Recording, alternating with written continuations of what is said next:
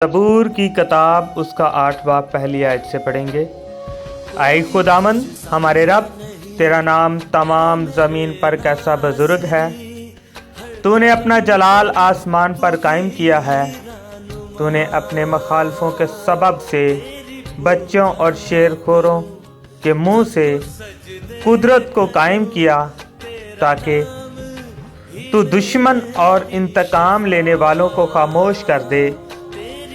जब मैं तेरे आसमान पर जो तेरी दस्तकारी है और चांद और सितारों पर जिनको तूने मुकर्रर किया गौर करता हूँ, तो फिर इंसान क्या है कि तू उसे याद रखे, और आदमजात क्या है कि तू उसके खबर ले, क्योंकि तूने उसे खुदा से कुछ ही कमतर बनाया है और जलाल और शफ़क़त से उसे ताजदार करता है।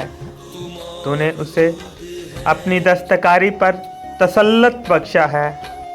तूने सब कुछ उसके कदमों के नीचे कर दिया है। सब भेड़ बकरियां, गाय, बैल, बल्कि सब जंगली जानवर, हवा के परिंदे और समंदर की मछलियां और जो कुछ समंदर के रास्तों में चलता फिरता है।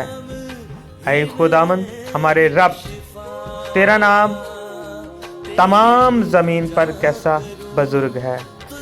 खुदावंद का कलाम पढ़े और सुने जाने पर हमारी खताएं माफ़ हों। आमीन।